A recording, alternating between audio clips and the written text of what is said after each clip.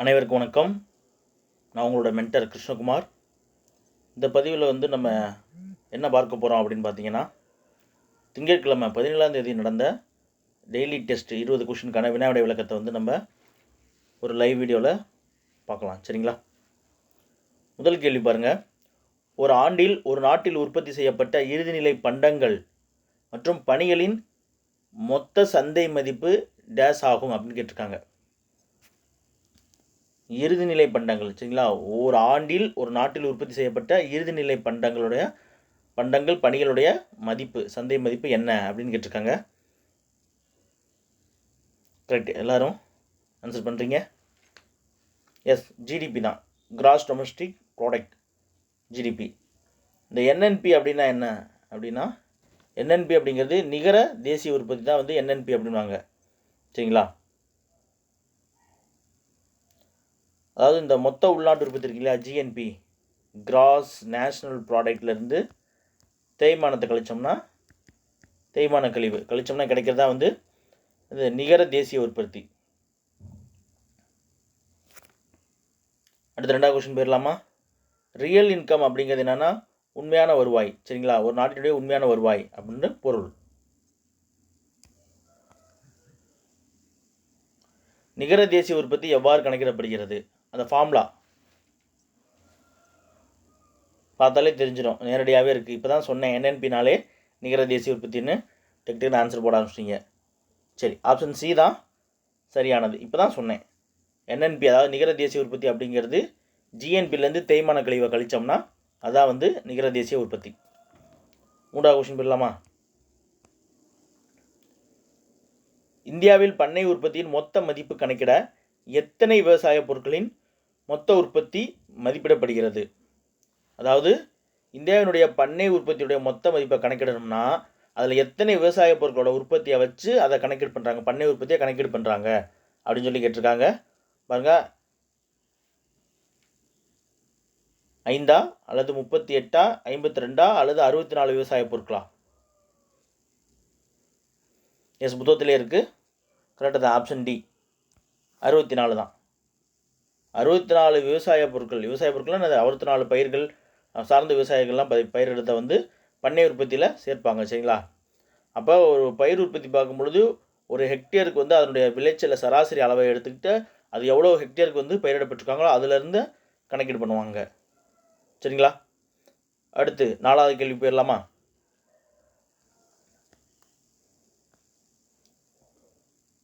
தேசிய வருவாயில் சேர்க்கக்கூடாத 2ஆம் முறையாக கைமாற்றப்பட்ட நீடித்த பொருள் எது?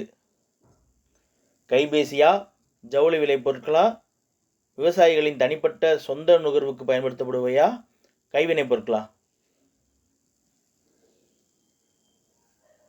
எஸ், கரெக்ட் தான், கைபேசி. அதாவது நம்ம எதை ஒருத்தட்டு இன்னொன்று 2ஆம் முறை கைமாற்றி விற்கக்கூடியமோ அதை என்னது தேசிய வருவாயில் சேர்க்க மாட்டாங்க. எடுத்துக்காட்டு காரு, கைபேசி. நம்ம ஒருத்தர் ஒரு நுகர்வாளர் பயன்படுத்திட்டு இன்னொரு நுகர்வாளருக்கு விற்கிறத என்னது தேசிய வருவாயில் சேர்க்க மாட்டாங்க. ஆப்ஷன் ஏ தான், கைபேசி சேர்க்க மாட்டாங்க. சரிங்களா? அதே போல் எதெல்லாம் தேசிய வருவாயில் சேர்ப்பாங்க அப்படின்னு பார்த்தீங்கன்னா, ஜவுளி விலை பொருட்கள், அதாவது சொந்த நுகருக்கு ஒருத்தர் பயன்படுத்தக்கூடியது ஜவுளி விலை பொருட்கள். அதே போல் விவசாயிகளின் தனிப்பட்ட சொந்த நுகர்வு, அவங்க தேவைக்காகவே சில இதை பயிரிட்டு அவங்க உணவுக்காக வச்சுப்பாங்களே அது. அதே போல் கைவினை பொருட்கள், இது எல்லாமே தேசிய வருவாயில் சேர்ப்பாங்க. சரிங்களா? அடுத்த 5வது கொஸ்டின் போயிடலாமா? பின்வரும் உற்பத்தி செலவிற்கான உதாரணத்தில் தவறானதை தேர்க அப்படின்னு சொல்லியிருக்காங்க. அதாவது உற்பத்தி செய்யறதுக்காக நம்ம எதை செலவு அப்படின்னு சொல்கிறோமோ அந்த உதாரணத்தில் எது இதில் தவறானது அப்படின்னு சொல்லி கொடுத்துருக்காங்க. அதாவது உற்பத்தி அப்படிங்கும்போது அதில் செலவில் வரக்கூடியது எது? இயந்திரங்களை வாடகைக்கு எடுத்தலா, கூலி மற்றும் சம்பளமா, நிலம் மற்றும் இயந்திரம் வாங்குதலா, முதல் மற்றும் தொழில் முனைவா? கொடுத்துருப்பாங்க, காரணி செலவு அப்படின்னு சொல்லி கொடுத்துருப்பாங்க. அதில் இருக்கும். ஆன்சர் பண்ணுங்க.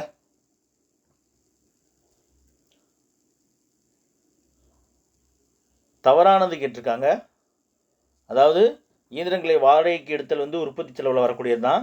அதே போல் அவங்களுக்கு வேலைக்கு வரவங்களுக்கு கூலி சம்பளம் தரோம்லையே, அதுவும் உற்பத்தி செலவில் வரக்கூடிய உதாரணம் தான். அதே போல் நிலம் வாங்குறது, அப்புறம் எந்திரம் வாங்குறது, இது எல்லாமே உற்பத்தி செலவில் வரக்கூடியது தான். இந்த முதல் மற்றும் தொழில் முனைவு வராது. ஆப்ஷன் டி தான் சரியான விடை. சரிங்களா? 6வது கேள்வி போயிடலாமா? சந்தை விலை நிர்ணயிக்கின்ற போது காரணி விலையில் குறைக்கப்படுவது, அதாவது சந்தை விலையை வந்து நிர்ணயிக்கப்படும் பொழுது காரணி விலையில் குறைக்கப்படுவது எது அப்படின்னு சொல்லி கேட்டிருக்காங்க. அரசு விதித்த வரிகளா, அரசு வழங்கிய உதவித்தொகையா, தொழில் முனைவோருக்கு கிடைக்கும் லாபமா, அல்லது நிலம் மற்றும் உழைப்பா? இப்போ வந்து மார்க்கெட் ப்ரைஸ் எம்ஆர்பி இருக்குங்க இல்லையா, மார்க்கெட் ப்ரைஸ் வந்து ஃபிக்ஸ் பண்ணும் பொழுது காரணி விலை இருக்கு இல்லையா, உற்பத்தி செய்யறதுக்கான காரணங்களில் இருக்கக்கூடிய விலை, அதுலேருந்து எதை குறைப்பாங்க அப்படின்னு சொல்லி கேட்டிருக்காங்க. யோசிச்சு பதில் சொல்லுங்க.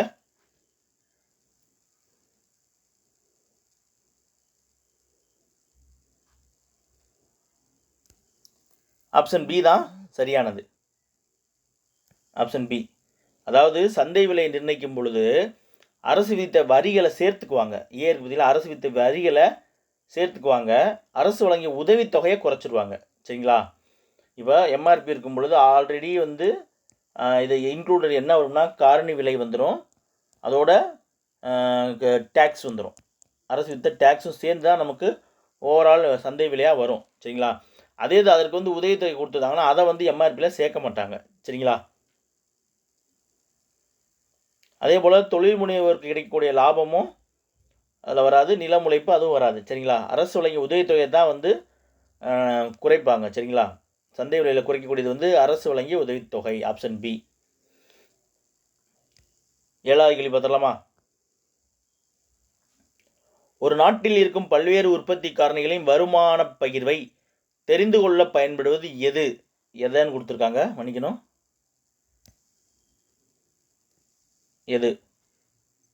தேசிய வருவாயா, தலா வருவாயா, பொருளாதார திட்டமிடலா, புள்ளி விவரங்களா? கேள்வி நல்லா புரிஞ்சுக்கங்க. ஒரு நாட்டில் இருக்கும் பல்வேறு உற்பத்தி காரணிகளின் வருமான பகிர்வை தெரிந்து கொள்ள பயன்படுவது எது அப்படின்னு சொல்லி கேட்டிருக்காங்க. ஒரு நாட்டு அப்படின்னு இருந்தால் பல்வேறு வகையிலேருந்து உற்பத்தி வரும், அதுக்கான காரணிகள் பல இருக்குது. சரிங்களா? விவசாயம் இருக்குது, அப்புறம் தொழில் இருக்குது, கைவினை பொருட்கள், அதுலேருந்து எல்லாமே உற்பத்தி பொருட்கள் வரும். அதுலேருந்துலாம் வரக்கூடிய வருமானத்தை வந்து மொத்தமாக பகிர்வை தெரிஞ்சுக்கொள்ளணும் அப்படின்னா ஓவராலாக அப்படின்னு நம்மளே நமக்கு தெரிஞ்சிடும். எஸ், ஆப்ஷன் ஏ, தேசிய வருவாய் தான். தேசிய வருவாய் தான் ஒரு நாட்டில் இருக்கும் பல்வேறு உற்பத்திக்காரர்களுடைய வருமான பகிர்வை நாம் தெரிஞ்சு கொள்ளக்கூடியது. சரிங்களா? தலா வருமானம் அப்படிங்கிறது பின்னாடி கேள்வி வருது, பார்ப்போம். சரிங்களா? பொருளாதாரத்துக்கு வந்து திட்டமிடல் வந்து அவசியமான ஒன்று. சரிங்களா? அதே போல் புள்ளி விவரங்கள் தரவுகளும் வந்து அவசியமானது. 8வது கேள்வி பார்ப்போமா? ஒரு நாட்டில் பொருளாதார நலனை அறிய பயன்படுவது எது? ஒரு நாட்டினுடைய பொருளாதார நலனை அறிய பயன்படுவது எது அப்படின்னு சொல்லி கேட்டிருக்காங்க. தேசிய வருவாயா, தலா வருமானமா, இல்லை பொருளாதார திட்டமிடலா, புள்ளி விவரங்களா? கரெக்டாக பார்த்து ஆன்சர் பண்ணுங்க.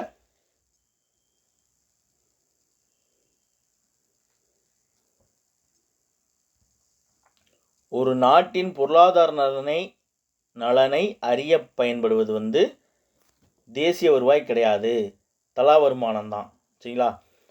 தலா வருமானம் அப்படின்னா என்ன அப்படின்னு பார்த்தீங்கன்னா,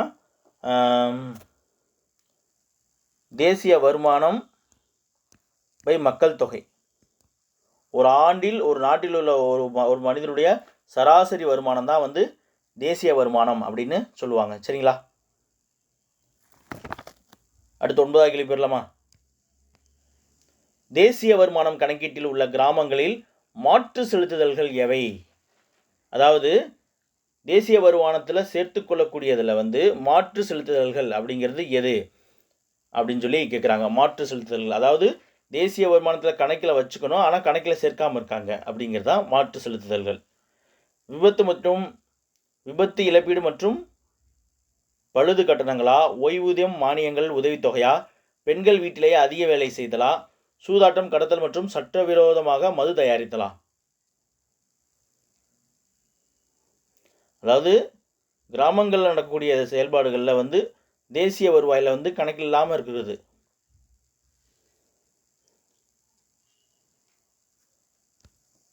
ஆப்ஷன் சி தான்ப்பா. அதாவது பெண்கள் வந்து வீட்டில் வந்து ஒரு குடும்பத்துக்காக எவ்வளோ வேலைகள் செய்கிறாங்க, அதற்கெல்லாம் வந்து அவங்க வருமானம் இல்லாமல் அன்பு, பாசம், மரியாதை காரணமாக செய்கிறாங்க இல்லையா? அதுபோல் பெண்கள் வீட்டிலே அதிக வேலை செய்கிறத வந்து தேசிய வருவாய் கணக்கீட்டில் வந்து எடுத்துக்காம தான் இருக்காங்க. அதுதான் வந்து மாற்று செலுத்துதல்கள் அப்படின்னு சொல்கிறாங்க. சரிங்களா? 10வது கேள்வி, தேசிய வருவாய் கணக்கீட்டில் உள்ள கிராமங்களின் பணம் செலுத்தப்படாத சேவை எது அப்படின்னு சொல்லி கேட்டிருக்காங்க. சாரி, 9வது கேள்விக்கு வந்து விடை தப்பாக சொல்லிட்டேன்னு நினைக்கிறேன். அதாவது தேசிய வருவாய் கணக்கீட்டில் எடுத்துக்கொள்ளக்கூடியது எது?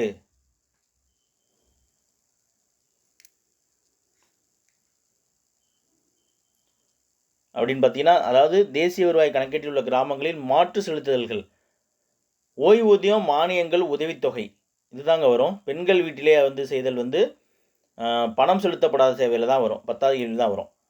மாற்றி சொல்லிட்டே மன்னிச்சுக்கணும்.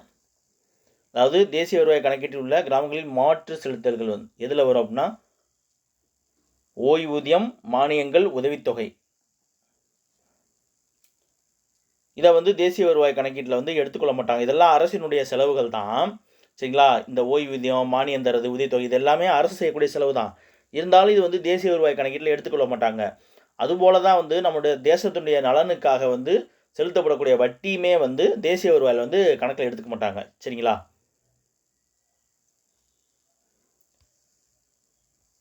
பத்தாவது கொஸ்டின் பாருங்கள். தேசிய வருவாய் கணக்கீட்டில் உள்ள கிராமங்களில் பணம் செலுத்தப்படாத சேவை இதுதான் அது. அதாவது பெண்கள் வந்து வீட்டிலே வந்து அதிக வேலை செய்கிறாங்களே, அதுக்கு நம்ம பணம் எதுவும் தரதில்லை. ஆனால் அது எல்லாமே வந்து தேசிய வருமானத்தில் நம்ம கணக்கில் வச்சுக்காம தான் இருக்கும். சரிங்களா? பெண்கள் வந்து வீட்டில் அதிக வேலை செய்தல்.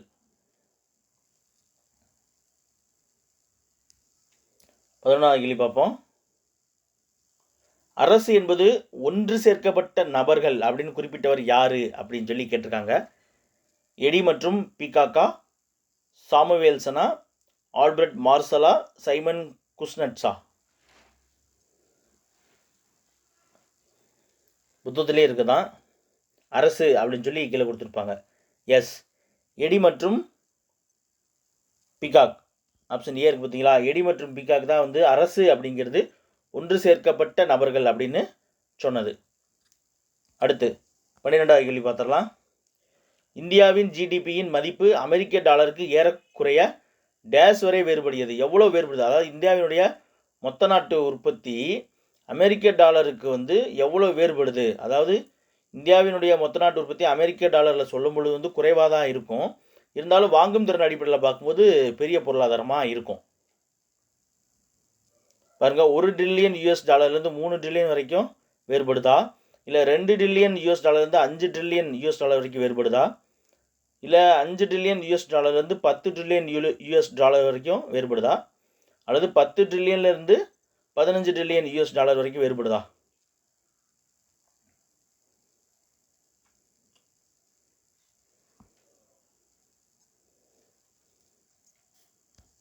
ஆப்ஷன் பி அதான் சரியானதுப்பா. 2 ட்ரில்லியன் யூஎஸ் டாலர்லேருந்து 5 ட்ரில்லியன் யூஎஸ் டாலர் வரைக்கும் வேறுபடும். சரிங்களா? அடுத்து 13வது கேள்வி பார்த்தலாமா? பொருளியல் அறிஞர்கள் எதனை பயன்படுத்தி நிலையான விலையில் உண்மை தேசிய வருவாயை கணக்கிடுகின்றனர் அப்படின்னா எதுலேருந்து அப்படின்னு சொல்லி கேட்டிருக்காங்க. தலா வருமானமா, இல்லை நிகர நாட்டு உற்பத்தியா, வெளிநாட்டு வாணிபமா, நுகர்வோர் வேலை குறியீட்டுனா?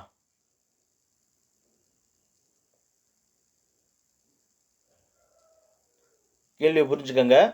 பொருளியல் அறிஞர்கள் எதை பயன்படுத்தி நிலையான விலையில் உண்மை தேசிய வருவாயை கணக்கிடுறாங்க?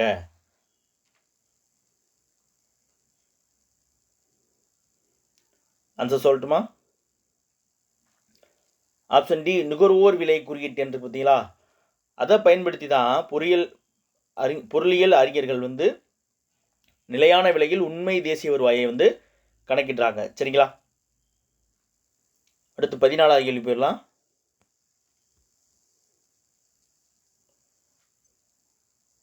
PQLI இதில் வந்து தவறானது. இந்த PQLI குறியீடு வந்து கால்குலேட் பண்ணுறாங்கல்ல, அதில் வந்து தவறானது எது அப்படின்னு சொல்லி கேட்டிருக்காங்க. மக்களுடைய வாழ்க்கை தரம் தவறானதா, வாழும் காலத்தை கணக்கில் எடுத்துக்குவாங்களா, இல்லை இயற்கை வளத்தை கணக்கில் எடுத்துக்குவாங்களா, கல்வி அறிவா?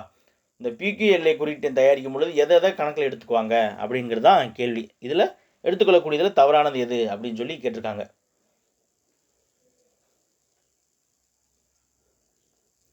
பாடத்தோட இறுதியிலிருந்து இந்த கேள்விகள் கேட்கப்பட்டிருக்கு. கொஞ்சம் முன்னாடி, இறுதினா ரொம்ப இறுதின்னு சொல்ல முடியாது. எஸ், இயற்கை வளம் வந்து இதில் தவறானது. ஆப்ஷன் சி இயற்கை வளம். அதாவது பிகிஎல்ஐ வந்து கணக்கெடுக்கும்போது மக்களுடைய வாழ்க்கை தரம், வாழும் காலம், கல்வியறிவு இதை வந்து கணக்கில் எடுத்துக்குவாங்க. சரிங்களா? அதே போல் இந்த வாழும் காலம் எடுத்துக்கோங்க, பிறப்பு வீதம் இதெல்லாம் வந்து எடுத்துக்க மாட்டாங்க. அதே போல் இயற்கை வளத்தையும் எடுத்துக்கொள்ள மாட்டாங்க. 15வது கேள்வி பாருங்க. இந்திய தேசிய வருவாயானது எந்த பணத்தின் மதிப்பில் சொல்லணும்? இந்திய தேசிய வருவாய் இப்போ தான் நம்ம முன்னாடி பார்த்தோம். Correct, US dollar. சரிங்களா? US dollar. ஆப்ஷன் ஏல இருக்குது பார்த்தீங்களா, இது வந்து இந்தியன் மணியோட சிம்பிள். ஆப்ஷன் சியில் வந்து என் அப்படின்னு சொல்லுவாங்க, சைனான்னு நினைக்கிறேன், சரியா தெரியல, என். அடுத்து வந்து டீலர் இது வந்து யூரோ அப்படின்னு சொல்லுவாங்க, யூரோப் காண்டினென்ட் பகுதியில் பயன்படுத்தக்கூடிய யூரோ அப்படின்னு சொல்லுவாங்க.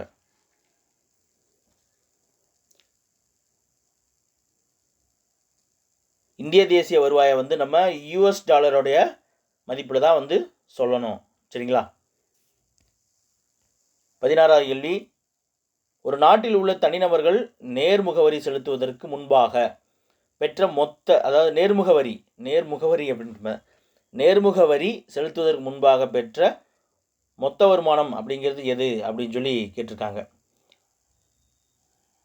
ஒரு நாட்டில் உள்ள தனிநபர்கள் வந்து நேர்முகவரி செலுத்துவதற்கு முன்பாக பெற்ற மொத்த வருமானம்ங்கிறது எது அப்படின்னு சொல்லி கேட்டிருக்காங்க. தலைவீத வருமானமா, தனிநபர் வருமானமா, சமூக கணக்கீடா, மூலதன வருமானமா?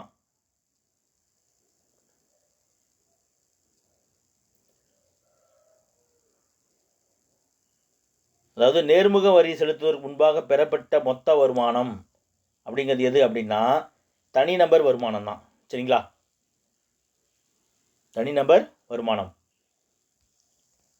17வது கேள்வி. தனிநபரின் ஆண்டு சராசரி வருமானம். நான் முன்னாடியே சொல்லிட்டேன், வீடியோ துவக்கத்தில் வரும்போதே சொல்லியிருப்பேன். ஒரு ஆண்டில் ஒரு தனிநபருடைய ஆண்டு சராசரி வருமானம் அப்படிங்கிறது எது? கரெக்ட், மூலதன வருமானம் கிடையாது, சமூக கணக்கீடும் கிடையாது, என்னது தனிநபர் வருமானமும் கிடையாது, தலா வருமானம். அதுதான் வந்து தலா வருமானம். அடுத்து 18வது கேள்வி. தேசிய வருமானத்தை மக்கள் தொகையால் வகுக்க கிடைப்பது. அதுமே சொல்லியிருப்பேன், கரெக்ட், தலா வருமானம்.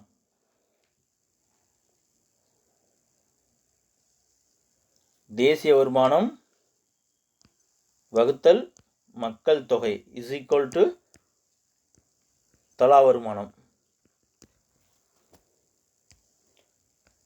அடுத்து 19வது கேள்வி. தனிநபர் வருமானத்துடன் சேர்க்கப்படும் காரணி எது அப்படின்னு சொல்லி கேட்டிருக்காங்க. அதாவது ஒரு தனிநபருடைய வருமானம், தனிநபர் வருமானம் அப்படிங்கிறது ஒரு ஆண்டுக்கு ஒரு தனிநபருக்கு பல்வேறு வழியிலிருந்து வரக்கூடியது. அதாவது வட்டியாக இருக்கலாம், இல்லை வேறு எந்த வகையிலாவது வரக்கூடிய வருமானத்தை தான் வந்து தனிநபர் வருமானம் அப்படின்னு சொல்கிறாங்க. தலா வருமானம் வேறு, தனிநபர் வருமானம் வேறு. சரிங்களா? தலா வருமானம் அப்படிங்கிறது ஒரு வருஷத்தில் ஒரு தனிநபருக்கு வரக்கூடிய சராசரி வருமானம் வந்து தலா வருமானம். தனி வருமானம் அப்படிங்கிறது ஒரு வருஷத்துக்கு ஒரு மனுஷனுக்கு பல்வேறு வழியிலிருந்து வரக்கூடிய வருமானத்தை தனிநபர் வருமானம் அப்படின்னு சொல்லுவாங்க. சரிங்களா? தனிநபர் வருமானத்துடன் சேர்க்கப்படும் காரணி எது அப்படின்னா இந்த மாற்று செலுத்துதல் ஓய்வூதியம். நம்ம முன்னாடி பார்த்தோம் இல்லையா, அரசு வந்து அந்த ஓய்வூதியம், மானியம் இதெல்லாம் அரசினுடைய செலவு தான், ஆனாலும் தேசிய வருவாயில் கணக்கில் எடுத்துக்க மாட்டோம்னு பார்த்துருப்போம் இல்லையா, அதுதான் வந்து தனிநபர் வருமானத்துடன் சேர்க்கப்படும் காரணி. சரிங்களா? Option A.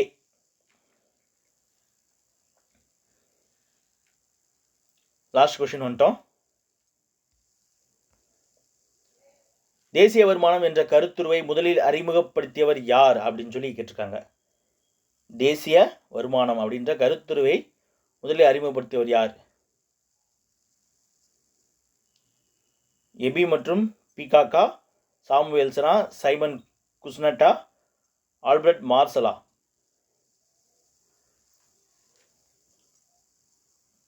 முதல் பக்கத்திலே கொடுத்துருப்பாங்கன்னு நினைக்கிறேன்.